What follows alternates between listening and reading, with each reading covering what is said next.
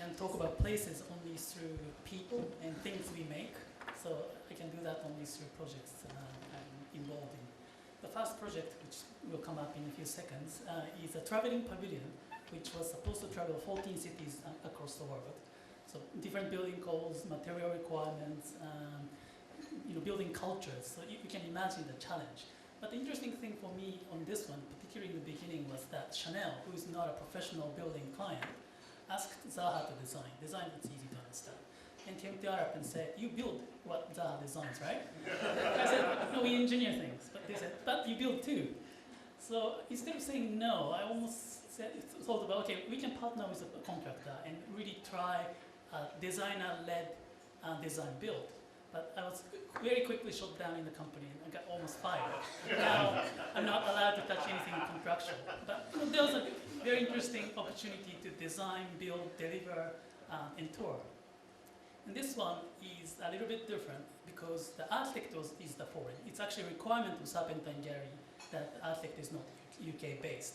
So working with an architect who's like 6,000 miles away and builder, engineers and clients all in UK. It's quite interesting that Sana, the architect, makes millions of paper model but never does digital. So we actually made this digital model with slider that they can play with to change the shapes, to agree the shapes. So we've given them almost like a computer game, and they came up with the shape. But before we came up with that slider, we made sure that contractor can deliver that sort of slider sort of range, so that it didn't, suddenly didn't do a sort of double spiral or anything like that. And after the form is agreed, then this goes into the digital fabrication. So if we have shared tools and agree on the approach, the remote working can work. But you need to know the people. I mean, I know the architect quite well. That's why I think the remote working worked. And this one is an opera house in Taiwan. And again, the architect is in Japan, contractors in Taiwan, and we are in UK doing the engineering. It's a very curvy form. How do you talk about that 3D form? Can you say less curvy, more curvy? So we actually needed to develop a tool or actually sort of a language that we can talk about this curvy form. We can't actually talk about curves. We came up with sort of crude, faceted version of the form, and everybody had the same tool to smooth it. So that it's not very shown well, but on the left-hand side, it's a facet, and we can talk about the nodes, control points. And we can say, well, move that point X, Y, Z. And if you smooth it, we get what we want. Because we needed to actually optimize, not just for structure, but from acoustic point of view, from architectural space point of view. So we need a common language. And the construction method, this was a battle, because actually the architect paid from their own fee to make a mock-up, like a full-scale mock-up, 2 meter by 4 meter, to prove what we thought in UK and Japan can be done. But the contractor didn't buy it. And it took about a year to come up with a solution together. And it was actually tender process. During tender process, the contractor who hasn't won the project made a mock-up. And they said, this is the way we would like to do it if you want us to do the job. And this is the current status. So after the battle, about a year, and now a year and a half, well, architect is getting that big birthday cake from the contractor. I guess the way we've been working together must be working. Okay, so 69 or 70, depending on Japan or China, the way people count age is different. And this one is a project of my friend Andrea Morgante, who used to work for Future Systems. Now he has his own office. It's 3D printed model, as you can see. But the next slide shows the 3D printed real thing, about 5 meter by 5 meter.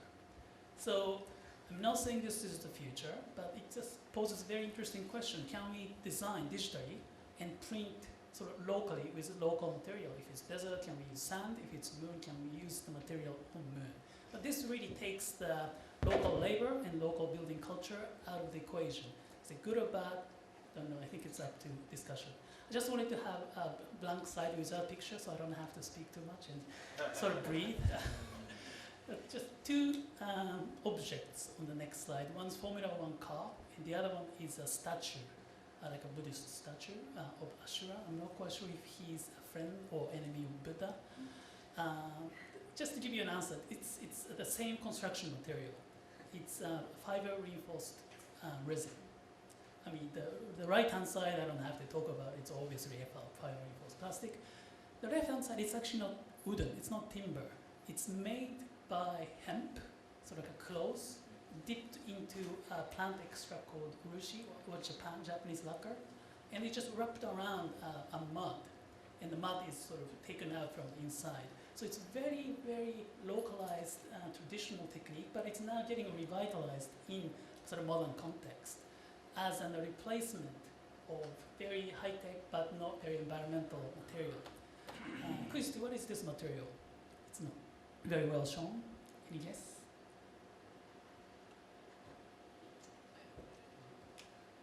It's concrete. Concrete actually doesn't have any sort of surface texture until it is given. And that surface was given by a formwork of cloth. And this is done through very, very tiny Italian firm.